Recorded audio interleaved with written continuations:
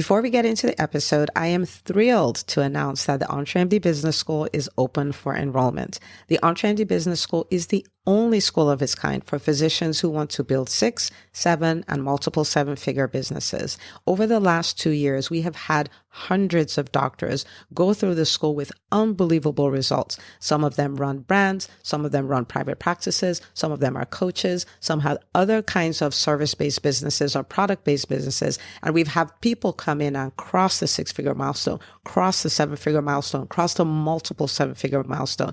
You will be in a place where you'll get the coaching, the community, the accountability that you need to thrive as an entrepreneur, especially in the times that we're in. So maybe you've been following me for a while. Maybe you've been getting so much out of the EntreMD podcast and you've been wondering, how can I work with Dr. Una and the community more? Well, this is your chance. Come join us in the EntreMD Business School. It is application only. So go to entremd.com/business to turn in your application. I cannot tell you how many doctors have made statements like this. I recovered my investment in the first week. I recovered my investment in my bank account in the first 90 days. This is the best investment I've made in myself ever. I want you to have that kind of story, not just a story of building a great business that serves a lot and earns a lot, but having a business that gives you the freedom to live life on your terms. So don't wait any longer. entremd.com/business. And now for the episode. Hi, docs. Welcome to the EntreMD podcast, where it's all about helping amazing physicians just like you embrace entrepreneurship so you can have the freedom to live life and practice medicine on your terms. I'm your host, Dr. Una. Well, hello, friends. Welcome back to another episode of the EntreMD podcast. Today, I am so excited. I'm going to be sharing a training that I did in the EntreMD Facebook group. And it is a training on the number one mistake entrepreneurs make that cost them their first million. Okay. And this is something so critical. This is something that is simple. It may not be easy, but it's simple. And you can start applying it to your business right away. Okay. And if you are not a part of the EntreMD Facebook group, I want to invite you to come join us. It is a group of over 2,000 physician entrepreneurs in one space, collaborating, helping each other, sharing wins so other people can see what's going on. And I would go in there to do trainings on different things. And it is also the source of a lot of the podcast episodes. And so you can come in there and you can ask questions. And if it's something that is longer that I can type up in a comment, sometimes I'll make a whole episode about it. Okay. So go to Facebook and go search using the word EntreMD. Okay. So there is one for the EntreMD Business School. So that's a separate one. This just says EntreMD and request to join, answer the 3 questions you have to answer before you join the group, and you'll be on your way. So for now, here's the training. Well, hi, everybody. Welcome to our Facebook Live for today. Today, we are going to be looking at the number one mistake that entrepreneurs make that cost them their first million. Hi, Dr. Sharuba. Nice to see you. We just had an amazing time at the EntreMD Business School Vision Retreat. I am so glad I got to see you in person again. Okay. So if you are watching live, say hi. If you're watching the replay, say #replay. I always come back to my replays and we'll chat in the comments and all of that. This is going to be such a powerful thing. And we are going to make this somewhat interactive in the sense that I will come back to your questions, your feedback, all of those things. Hi, Makita. But I really want you to lean into this, okay? I have helped tons of doctors do this. I have done this for myself multiple times. And I really am here to help answer a question, help shortcut your success, okay? You might be going like, well, I don't want to make $1 million. It doesn't matter. You can make $1 million. You can make $1 million, give it away. You can decide my number is 500,000. It doesn't matter, okay? But on the way to your next goal, this is one of the biggest mistakes I see. And I see it all day, every day. And that mistake, my friend, is diluted focus, okay? I want you to type that in the chat, diluted focus. This is something that sounds simple, but it is such an expensive mistake. Okay. It is something that will decrease your ability to earn. It is something that will decrease your ability to serve. It was something that will decrease your ability to have this huge impact in your world. It's just crippling. Okay. So diluted focus, the price you pay for greatness is focus. Now, you guys know that I'm really big on sports, really because my husband is big on sports. It's not really sport, it's a sport, is basketball. But when you think about the players that are the greatest of all time, most of the time, I can't say all because I don't know everybody, but they are the greatest of all time at one thing. Right? It's that one thing. It's basketball or it's golf or it's gymnastics or it's something, but they own one thing. They are laser focused on one thing. And I can hear you. I can almost hear you go like, but Dr. Una, I have these 10 things that I really like. And these are the things, these are my passions and all of that. And we're going to talk about that. But I am making the assumption that you are somebody who wants to build a really great business that helps a lot of people and creates financial freedom for you. Okay. And so because you're that person, many people may be doing the diluted focus, but not you. Okay. Not you. So let's lean into this a little more. And the truth of the matter is you can end up doing a lot of things. You can end up doing 10 different things. You can live 9 lives. I'm living 9 lives and I don't know, I may add a few more. I don't know. But the freedom, what gives you the freedom to live 9 lives is only one life and doing it big. Okay. You do one thing, you focus on one thing. After that, you can do whatever you want. Okay. So Simone Biles is a really great gymnast and all of that stuff. And she can decide today that she wants to do a fragrance line. She wants to do a clothing line. She can decide she's an artist. She can decide all the things, right? And she can pull it off because she has done the focus on one thing. Okay. She's done the focus on one thing. Beyonce can decide to own 17,000 companies and they'll work, but she focused on one thing. Okay. Coca-Cola can decide to have tons of products and they do. But in the beginning, to break through, they focused on one thing. Okay. And so diluted focus is so expensive. And I want you to type that in the chat. Diluted focus is so expensive. Okay. And I want to help you stop paying for it starting today. Okay. Now, there are 2 main areas where I see this show up. And that's what I want to give you today. And after today, you're going to edit some things and you're going to start creating bigger leaps in your business. So the first area I see this show up is in your core offer or your core business. Okay. And so for some of you, that may be a private practice. Some of you, that may be a coaching practice. Some of you, may be some other service-based company. Some of you, it may be a product. Okay. But your core thing, the prize of greatness is focusing on your core thing. And shiny object syndrome is a real thing. And almost every entrepreneur suffers from it. And it doesn't take much. It takes taking a nice walk or, taking a long shower, and you get 17,000 ideas of all these other things you should be doing. I will tell you this, and if it resonates with you, type it in the chat. That is what journals are for. Okay.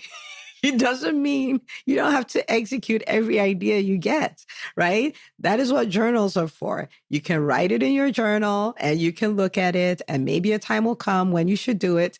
Maybe it's something somebody else would do. Maybe it's something you build a team someday and the team does that. You must not do everything you dream about. But let me give you a few examples here, okay? This comes up a lot because for some, it comes up because of this thought of multiple streams of income, right? So for instance, I've built my private practice. Now I want to build a side hustle because I need multiple streams of income. And notice the phrase is multiple streams of income, not multiple trickles of income, not multiple faucets of income. It is multiple streams of income. If you look at the people who talk about multiple streams of income who are doing it big, a lot of times what you see is they built one thing, they built it really big. It funded the next thing, which funded the next thing, which funded the next thing. They were not building 7 streams of income at the same time. Okay. All right. So I've seen it with people starting private practices. I've seen it with people who are coaching. And for instance, they serve one audience and some of the audience says, well, what about us? And they're like, oh, yeah, there are a lot of people there and I could serve them too. And they create another product, another product, another product. And then you end up with a business where nobody knows what you do.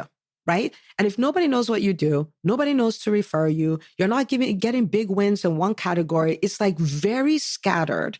And because of that, you have trickles. Okay. But we're going to end that. We're going to end that today.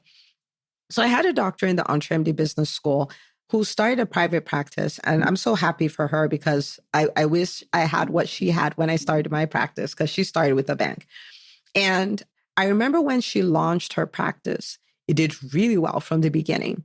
And then people started telling her, oh, this is so great.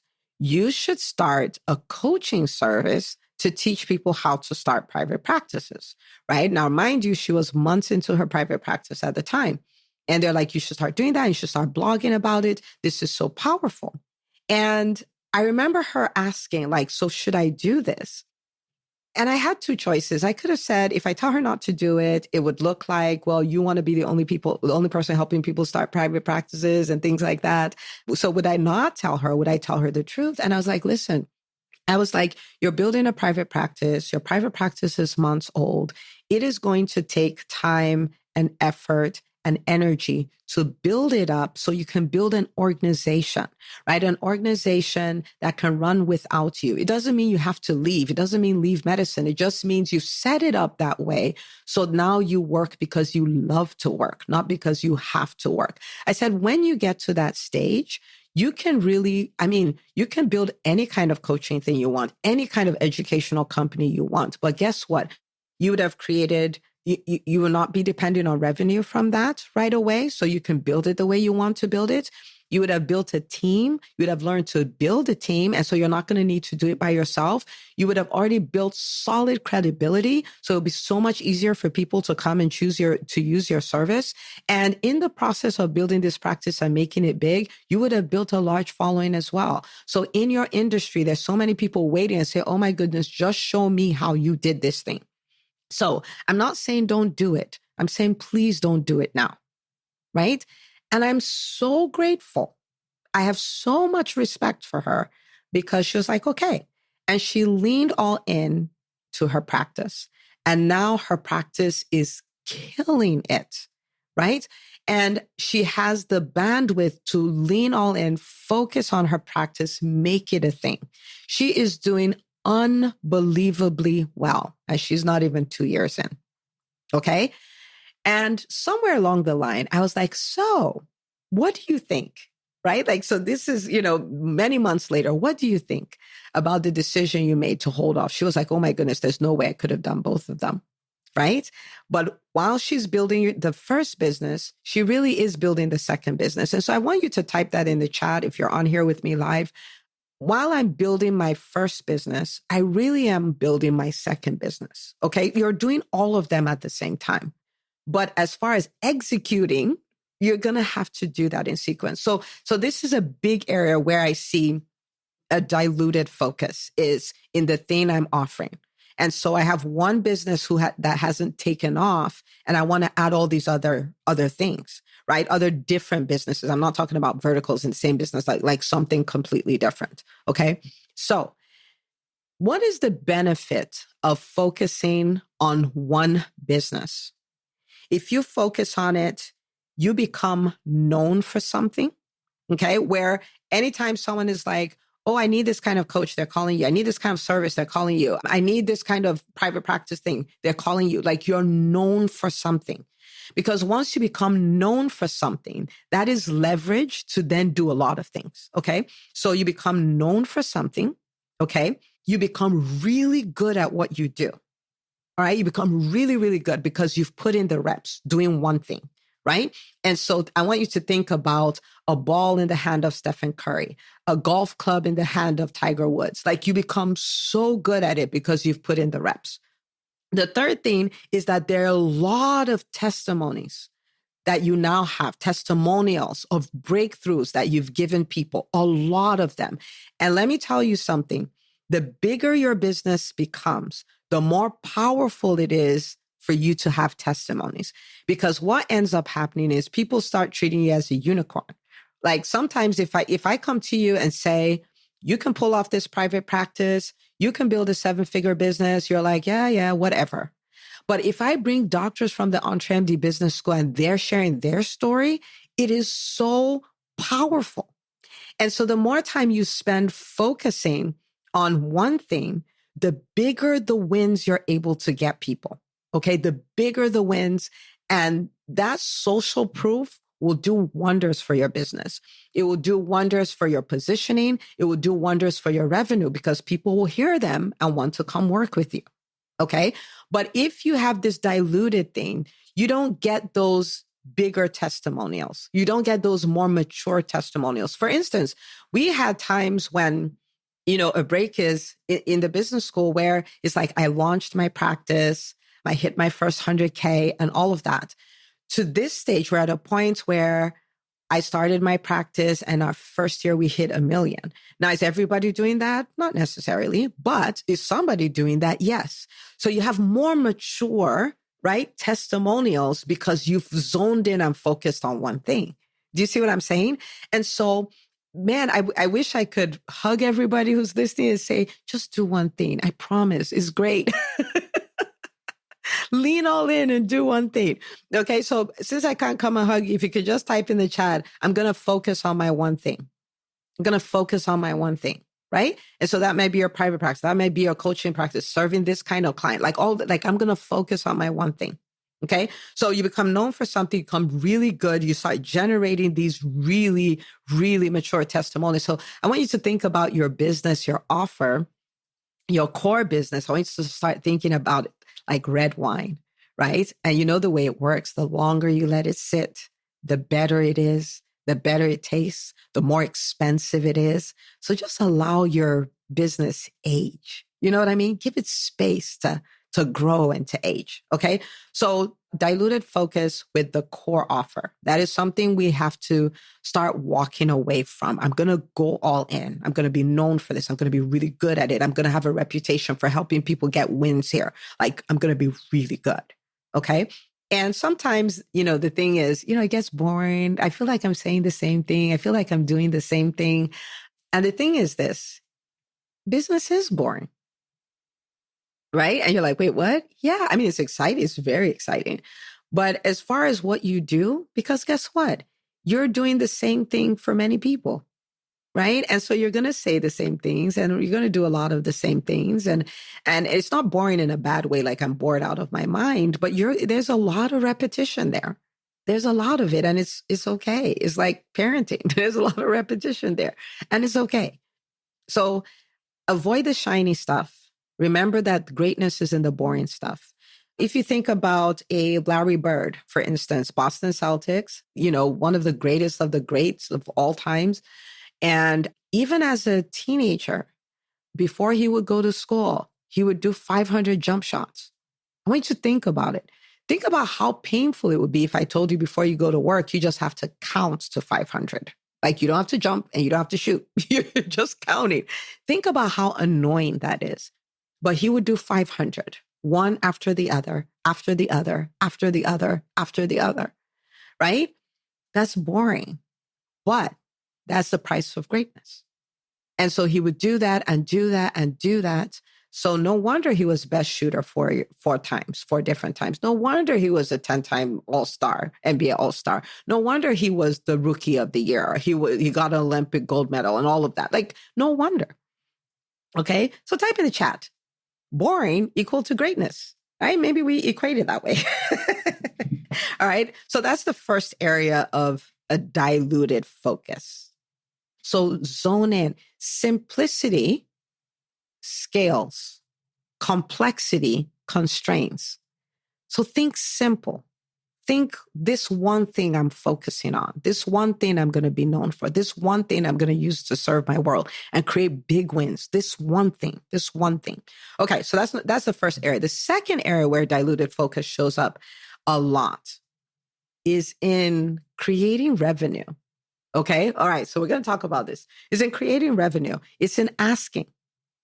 It's in asking, like your strong ask. Like, so let's talk about marriage, right? Let's talk about marriage. So a guy likes girl. Okay. Guy wants to marry girl. And there are many things he can do. He can take her out on dates. He could buy her roses. He can take her shopping. He can take her on vacation. And he'd be thinking, she should know that I'm very serious about this relationship and I want to marry her. There are none of those circumstances that are going to make the girl say yes. Because yes is not something you say when someone takes you on vacation. Yes is not something you say when somebody buys you flowers. Yes is not something you say when someone looks into your eyes and says, I love you.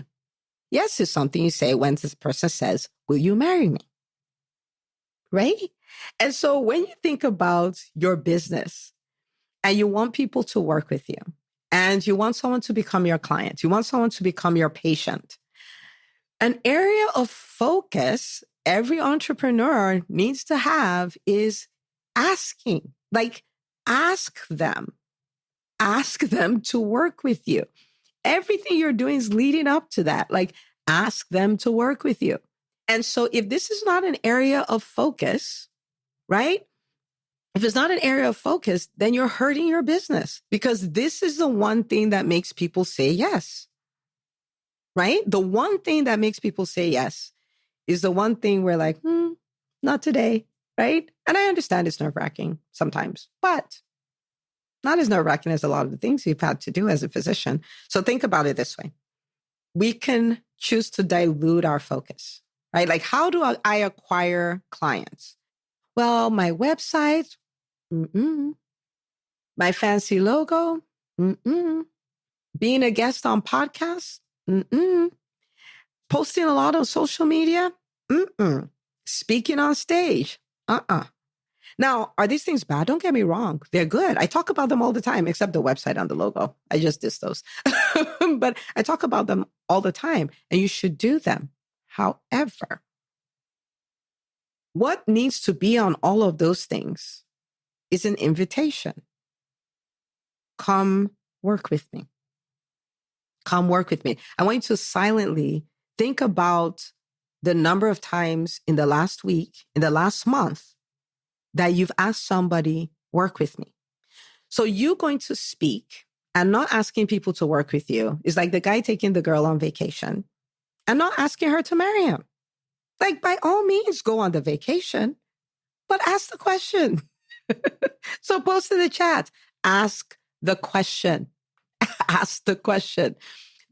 And this is directly proportional. The more you ask people to work with you, the more they will say yes, the more you will serve, and the more you will earn. It's all proportional.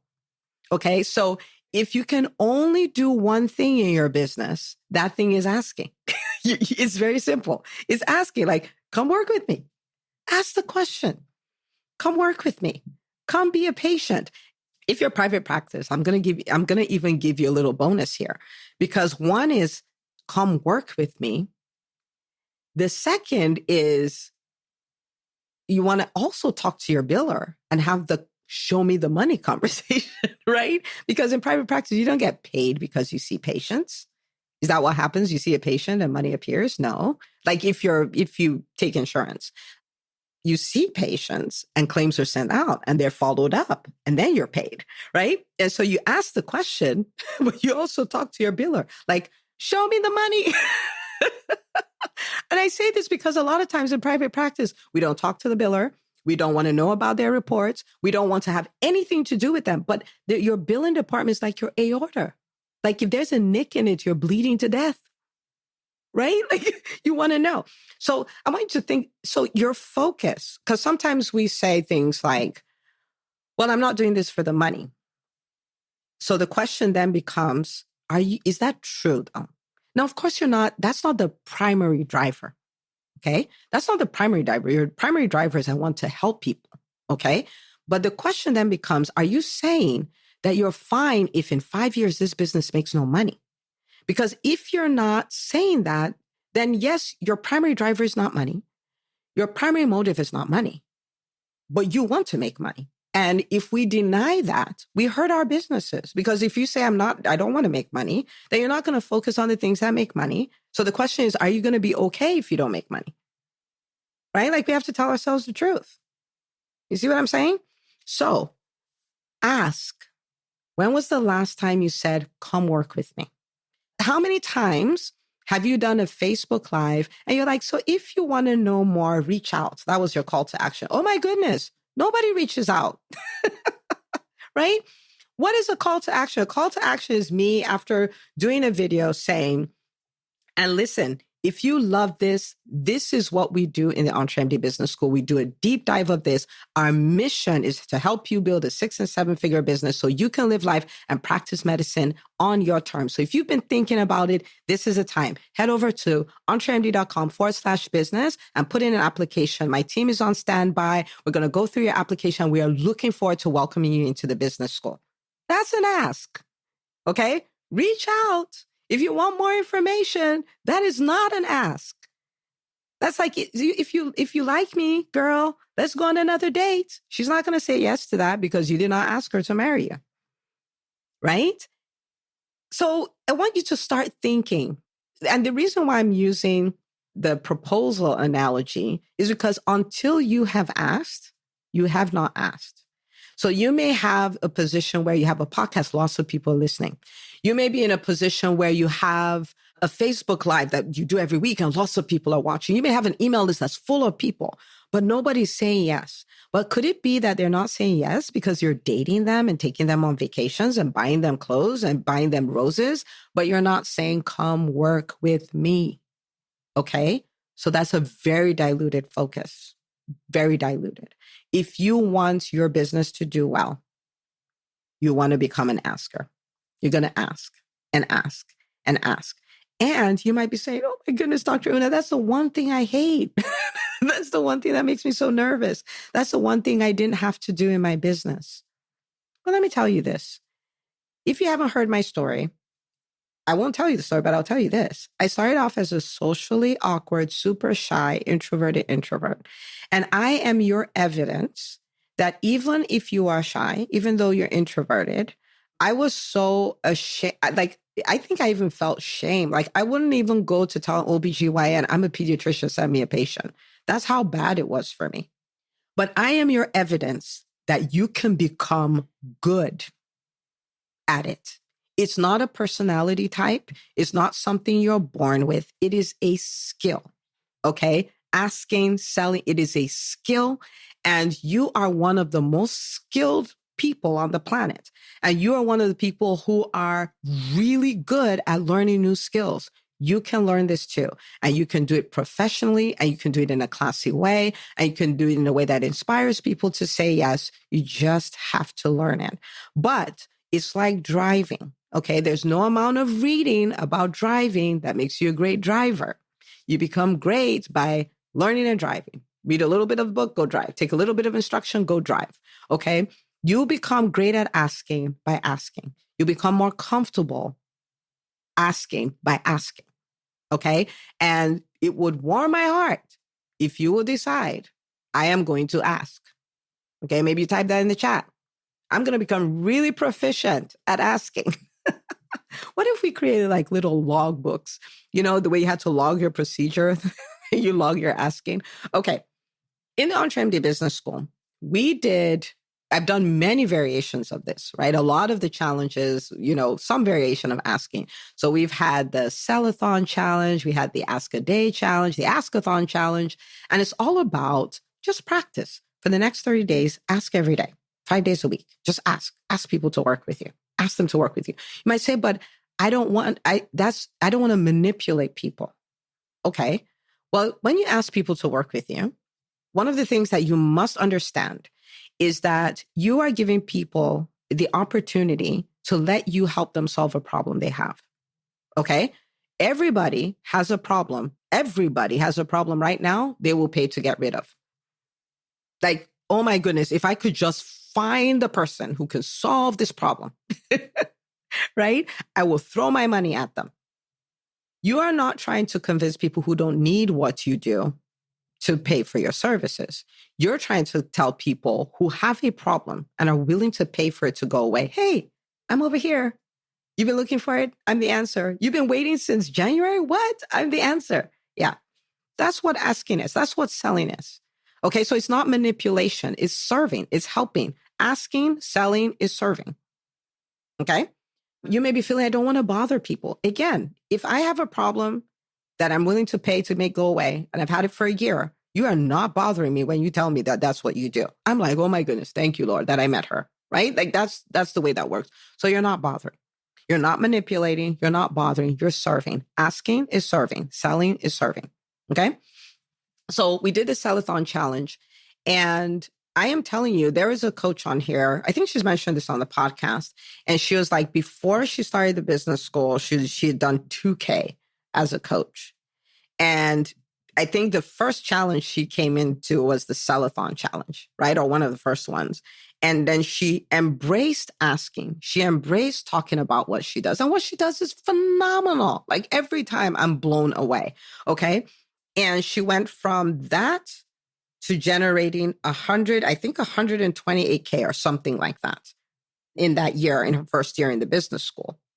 And what was it from? Asking. You gotta focus on asking. If you want to serve a lot of people and you want to help a lot of people, you have to focus on asking. Okay. So what I would love for you to do is I want you to make a decision. I'm going to focus on my one offer, one business, one core thing that I do. I'm going to go all in on it. All in. Number one. Number two.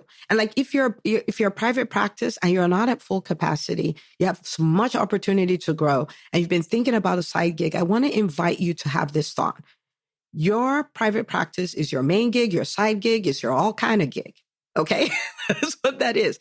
When you build it up to capacity, you build a team that can help you run it. You are free to then, right? Like you can do all kinds of things. But the price for the freedom to do all kinds of things is building your one thing up. Okay. So focus on your one core offer, your one core thing. And the second thing is to focus on asking directly. Okay. So not if you need more information, reach out, or if this might be something you could need, like my post, or like ask people, ask them to marry you, right? You get the analogy. Ask them to marry you. Okay. All right. So I want you to focus on those two things. And we have, 70 days left in the year or something like that. If you will do this year, you don't even have to wait to next year. This year, you'll create radical change in your business. Radical. Okay. Focus on. And if you're going to do it, I want you to type in the chat 2 for 2. 2 for 2. I'm going to focus on my core offer, and I'm going to focus on asking directly. Asking directly. Work with me. Work with me. When you send an email, work with me. If you're a coach, book your call here. If you're a private practice, schedule your appointment here. Like tell them what to do. Ask directly. Ask directly. Okay. So 2 for 2. 2 for 2. Let me know in the chat. Hi, Dr. F. Young. Hi. Right? 2 for 2. 2 for 2. Decide that's what I'm going to do. And let me tell you something. When you focus on your offer, you become the thought leader in that space. You're positioned as the number one person in that space. You become the go-to business for what you do. When you focus on your asking, you will have the opportunity to serve a lot of people, and you have an opportunity to earn a lot. You have an opportunity to earn a lot, which will give you the freedom to bring on a team, which will bring you freedom to pay for ads if that's what you want to do, which will give you the freedom to do other things because it creates financial freedom for you. So we can do this, and it's just two little shifts, right? Stop the diluted focus, lean all in.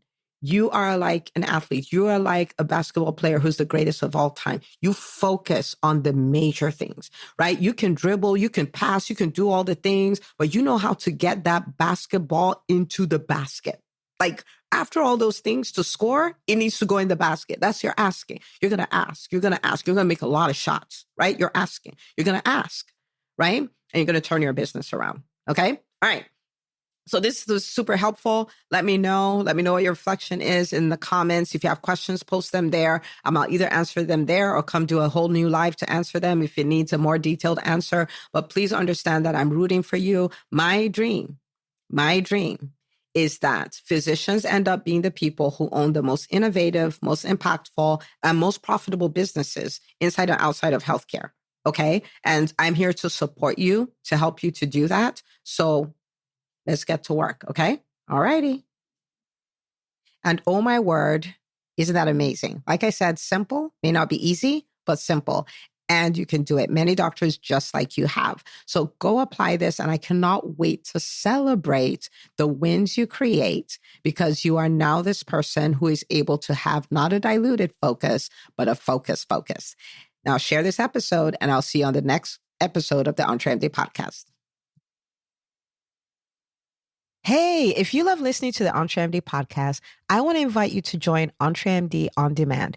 It is my signature subscription program that gives you access to a library of business courses designed to help you do one thing as a physician entrepreneur, and that is to thrive. Just head out to entremd.com/on demand, and I'd love to have you join us. See you on the inside.